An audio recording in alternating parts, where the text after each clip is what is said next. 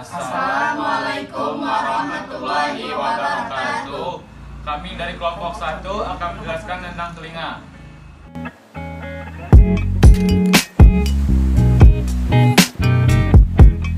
Assalamualaikum warahmatullahi wabarakatuh. Saya Zikril Maluda di kelompok 1 akan menjelaskan tentang telinga.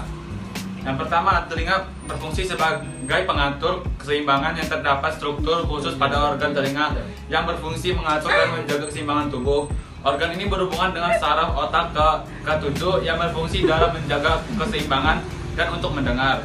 Yang kedua, telinga sebagai indera pendengaran. Telinga dapat berbagai sebagai indera pendengaran apabila terdapat gelombang suara yang masuk melalui telinga luar yang akan diterima oleh otak melalui proses yang terjadinya pendengaran yang akan kami jelaskan berikut.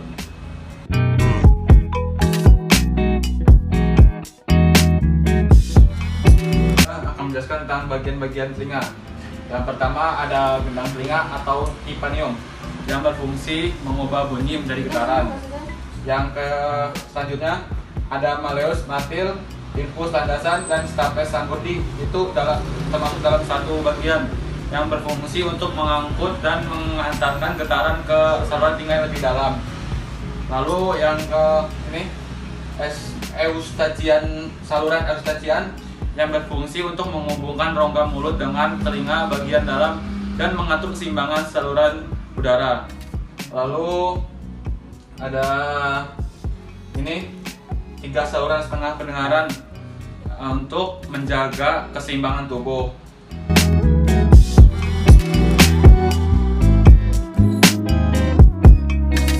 Saya akan menjelaskan tentang bagaimana mekanisme masuknya suara ke dalam telinga.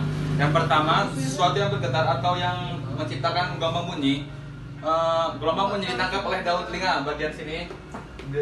Lalu di gelombang bunyi masuk ke dalam liang telinga. Nih, di sini. Lalu gelombang bunyi menggetarkan gendang telinga dan diubah menjadi energi mekanik. Ini bagian sini nih, yang ujung. Lalu terdapat tulang pendengaran di telinga tengah. Di tengah-tengah bagian sini ada martil, landasan, dan sanggurdi. Lalu gendang telinga menggetarkan tulang pendengaran dan masukkannya ke dalam telinga bagian sini. Lalu getaran cairan di dalam rumah siput atau koklea ini masuk ke dalam rumah siput ini lah. Kerusakan sel-sel rambut pada koklea akan mengakibatkan gangguan pendengaran. Di bagian sini akan penyakit. Lalu impuls listrik dari sel-sel rambut diteruskan ke otak oleh saraf pendengaran.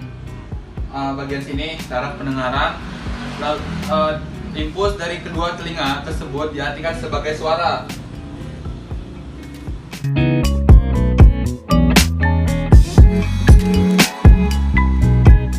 Saya di sini akan menjelaskan tentang bagaimana masuknya suara ke telinga.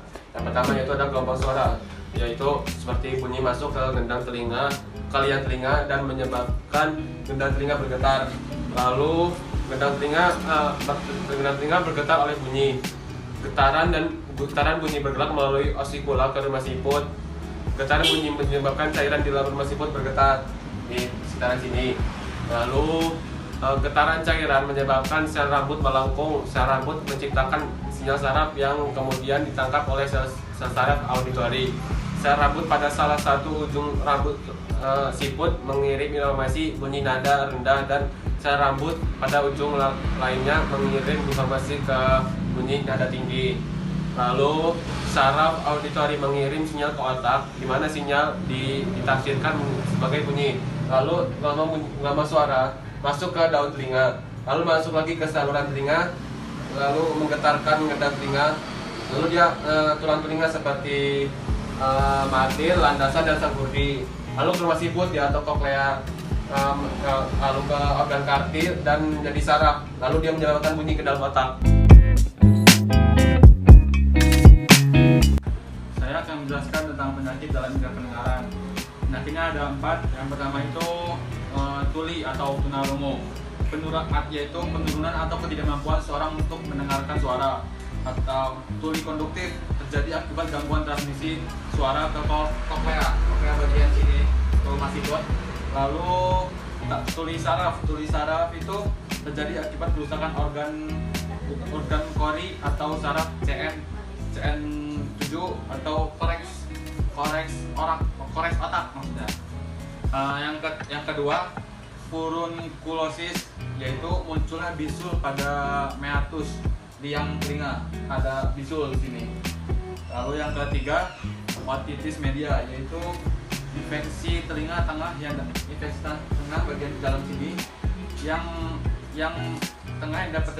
terdapat terjadi setelah terserang flu, sinusitis, campak, dan atau infeksi bakteri. Yang terakhir yaitu mastoiditis, yaitu infeksi yang menyebabkan sel-sel tulang mastoid berongga agak lebar. Sekian dari saya. Billahi taufiq wal hidayah. Wassalamualaikum warahmatullahi wabarakatuh.